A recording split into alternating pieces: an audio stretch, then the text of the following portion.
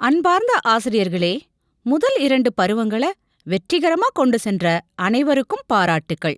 சமூக அறிவியல் பாடமானது ஒரு பாடவேளைக்கு ஒரு செயல்பாடு என வடிவமைக்கப்பட்டிருக்கு. ஆசிரியர் வழிகாட்டுதலோட மாணவர்கள் செயல்பாடுகளின் வழியாக எளிமையா கற்றல் விளைவை அடைய வாய்ப்பு வழங்கப்பட்டுள்ளது. முதல் 2 பருவங்களில் சமூக அறிவியல் கட்டகமானது காலச்சுவடி, புதையலை தேடி, பயணம் செய்வோம் என்ற பகுதிகளாக அமைந்திருந்தது. 3ஆம் பருவ கட்டகமானது நுழையும் முன், கருத்துருவாக்க தருணம், கற்றலின் தருணம் என்ற மேலும் 3 பகுதிகளாக மெருகூட்டப்பட்டிருக்கு. நுழையும் முன் என்பது சிந்தனையை தூண்டும் கேள்விகளாகவோ, படங்களாகவோ, கலந்துரையாடலாகவோ அமைக்கப்பட்டிருக்கு. இதன் மூலம் மாணவர்கள் பாடத்தை கற்பதற்கான ஆர்வத்தை பெறுகிறார்கள். கருத்துருவாக்க தருணம். எந்த ஒரு செயல்பாடும் மாணவர்களுடைய சிந்தனையை தூண்டி அவருடைய கருத்துக்களாக மாறும் பொழுது கற்றல் நிலைத்து நிற்கின்றது. எனவே கருத்துருவாக்க தருணத்தில் மாணவர்களின் சிந்தனையை தூண்டும் விதமா பல்வேறு வகையான வினாக்களை கேட்பதன் மூலமா மாணவர்களே தங்களின் கருத்துக்களை உருவாக்கிக் கொள்வதற்கு ஏதுவா பல்வேறு வினாக்களை கேட்டு ஆசிரியர் மாணவர்களுடன் கலந்துரையாடணும்.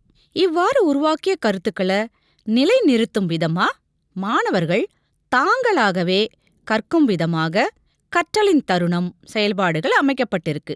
நாம இப்போ 4ஆம் வகுப்பிற்கு உரிய ஒரு பாடவேளைய எப்படி கொண்டு செல்வது என்பதை இந்த காணொளி மூலம் பார்க்கலாம்.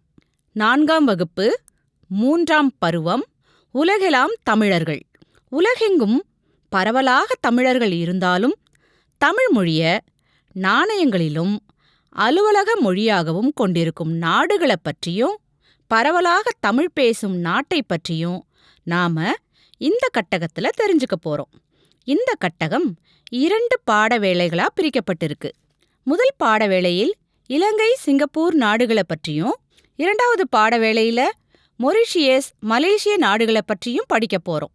முதல் பாடவேளையில நுழையும் முன் பின்னிணைப்பில் கொடுக்கப்பட்டிருக்கிற நம்ம நாட்டு மாதிரி பணத்தாள் மற்றும் வெளிநாட்டு மாதிரி பணத்தாள்களை மாணவர்களை உற்று நோக்க சொல்லணும். பல்வேறு நாடுகளின் பணத்தாள்களையும் அவற்றில் இடம்பெற்றுள்ள செய்திகளையும் மாணவர்களை அறியச் செய்து அவர்களின் ஆர்வத்தை தூண்டணும். தமிழ்மொழி இலங்கை மற்றும் சிங்கப்பூர் நாட்டு நாணயங்களில் இடம்பெற்றுள்ளது ஏன்? அதற்கான காரணம் எதுவாக இருக்கும்? அங்கு தமிழர்கள் எதற்காக சென்றார்கள்? போன்ற தொடர் வினாக்களை கேட்டு மாணவர்களின் சிந்தனையை தூண்டணும். மாணவர்களின் சிந்தனையை தூண்டிய பின் இந்த நாணயங்களில் தமிழ் இடம்பெற்றுள்ளதற்கான காரணத்தை நீங்கள் தெரிந்து கொள்ளணுமா அப்படின்னு கேட்டு பயிற்சி புத்தகத்தில் கொடுக்கப்பட்டுள்ள கதையை படிக்க சொல்லணும். மாணவர்களை 2 குழுவா பிரிச்சு கதையை படிப்பதற்கு போதுமான கால அவகாசம் வழங்கணும்.